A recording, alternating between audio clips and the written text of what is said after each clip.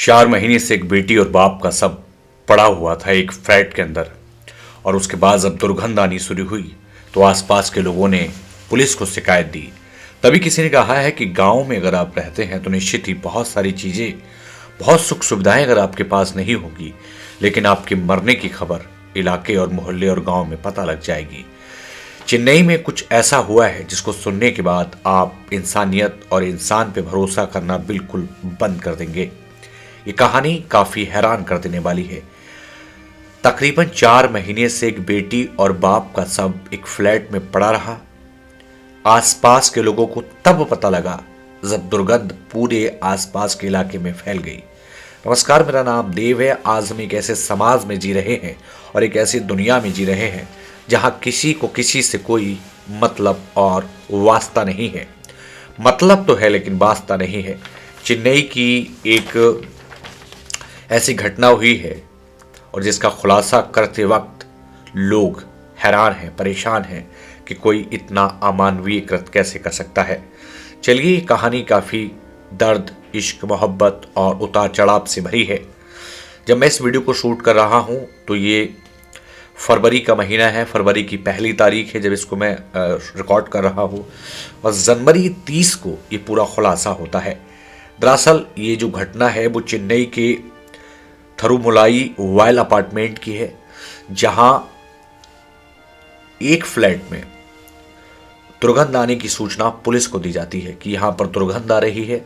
और उसके बाद जब पुलिस के आला अधिकारी पहुंचते हैं तो वो आसपास के लोगों को भी इकट्ठा करते हैं। और भाई, इकट्ठा करना भी चाहिए क्योंकि पुलिस भी अपना बचाव देखती है। पुलिस के लोगों ने पहले आसपास के लोगों को इकट्ठा किया और अपार्टमेंट के दरवाजे को तोड़ने से पहले, अंदर घुसने से पहले आसपास के लोगों को बुला करके थोड़ी जानकारी इकट्ठी की। जब अंदर घुसे और पुलिस के लोगों ने देखा तो होश उड़ा देने वाली चीज सामने थी। एक बेड पर एक बेटी, और बेटी तो नहीं कहेंगे तब तक, एक 37 साल के लगभग की एक लड़की और एक 78 साल के बुजुर्ग का शव पड़ा हुआ था। सब की स्थिति बहुत खराब थी क्योंकि सब 4 महीने पुराना लगभग था और उसके आसपास कुछ रासायनिक पदार्थ पड़ा हुआ था। इस पूरे खुलासे को जानने से पहले आपको विस्तार से समझना होगा। दरअसल ये जो शव था ये 37 साल की सिंथिया का था और 37 साल की सिंथिया के पिता, जो जिनका नाम था सैमुअल शंकर, जो 78 साल के लगभग उम्र के थे, बीमार थे, उनका शव था। लेकिन अब पुलिस के सामने चुनौती ये थी कि आखिरकार इनकी मौत स्वाभाविक हुई है या फिर इनके लिए किसी ने मारा है। क्योंकि शहरों में कोई किसी से इतना मतलब नहीं रखता जैसे गांव में कि वहाँ कौन रहता है, कौन आता है, कौन जाता है। शहरों में अपने अपने अपार्टमेंट्स में लोग रहते हैं, किसी की दुनिया से किसी को कोई मतलब नहीं, घंटा किसी को कोई फर्क नहीं पड़ता। 37 साल की सिंथिया की कहानी जरा दिलचस्प है। चलिए, पहले फिर उसके बाद पुलिस ने आसपास जानकारी जुटाई तो पता लगा कि यहाँ पर जो एक सैमुअल संपत नाम का 34 साल का एक डॉक्टर भी इनके साथ रहता था। पुलिस ने लोकेशन उसकी ट्रेस की और उसको कांचीपुरम के उरिक्का इलाके से उसको पकड़ा। और उसके बाद जो खुलासा हुआ वो आप थोड़ा सा इस पूरी कहानी में दिलचस्पी के साथ समझेंगे, सुनेंगे कि आखिरकार वो डॉक्टर पहले तो बहाने बनाता रहा कि उसको इन हत्याओं के बारे में कोई जानकारी नहीं है, लेकिन पुलिस के पास एक दूसरा तरीका भी होता है और पुलिस ने इसमें पूरा अपना दूसरा तरीका लगाया। और फिर जो डॉक्टर था संपत, उससे पूछा गया। ऑस्ट्रेलिया से पढ़ाई करने वाले संपत भी चेन्नई में रहते थे और बिल्लोर में रहने वाली सिंथिया की जो शादी थी, अपने पति से उनका डिवोर्स हो गया था, उनसे वो अलग हो गई थी और अपने माँ बाप के साथ रहती थी। लेकिन फिर बिल्लोर में रहने के साथ साथ वो माँ बाप के साथ उस वक्त तो नहीं रहती थी, लेकिन जब माँ उसकी बहुत बीमार हो गई और माँ की मृत्यु हो गई तो फिर उसने बिल्लोर में अपने पिताजी को भी बुला लिया, यानी जो 78 साल के शंकर थे, सैमुअल शंकर, उनको बुला लिया। और फिर उसके पिता बीमार रहने लगे, सिंथिया के पिता, और वो फिर डॉक्टरों ने उन्हें सलाह दी सिंथिया को कि आप अपने पिता को चेन्नई दिखाइए, क्योंकि उन्हें लीवर की प्रॉब्लम थी, तमाम समस्याएं थी, उम्र बढ़ रही थी। तो सिंथिया अपने पिता को अक्सर चेन्नई दिखाने के लिए लाती थी। एक बार वो सफ़र कर रही थी और फिर सफ़र करते करते कभी इंस्टाग्राम, कभी फेसबुक, फिर उसके पास एक रिक्वेस्ट आती है जो पुलिस के मुताबिक, जो जानकारी वो मैं आपको बता रहा हूँ, उसके पास एक रिक्वेस्ट आती है जो इसी डॉक्टर की थी, यानी जो सैमुअल संपत था, जो ऑस्ट्रेलिया से पढ़ाई करके आया था, और फिर दोनों एक दूसरे की रिक्वेस्ट को एक्सेप्ट कर लेते हैं। फिर पूरी कहानी वो उसको बताती है। फिर उसने कहा चेन्नई में आप कहाँ रहती हैं, तो उन्होंने कहा चेन्नई में मैं इस इलाके में रहती हूँ और इस अपार्टमेंट में रहती हूँ। तो डॉक्टर बड़ा हैरान था, क्योंकि डॉक्टर खुद भी उसी अपार्टमेंट में रहता था। अब दोनों में दोस्ती हो जाती है और दोस्ती प्यार में तब्दील हो जाती है। बूढ़े पिता थे सिंथिया के साथ, 78 साल के, और वो होम्योपैथिक का डॉक्टर भी था।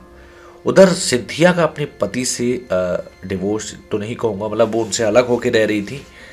और इधर डॉक्टर भी जो था, जो ऑस्ट्रेलिया से पढ़ के आया था, जो मूलतः अपने आप को कांचीपुरम का बताता था, जिसका नाम जो था, जो डॉक्टर था सैमुअल संपत, वो भी अलग ही, मतलब अकेला रहता था। फिर तीनों की सहमति बनी और तीनों एक साथ रहने लगे। ये अक्टूबर के आसपास की बात थी कि कहते हैं जब मनमुटाव शुरू होता है तो छोटी छोटी चीज़ें भी बड़ी हावी हो जाती हैं।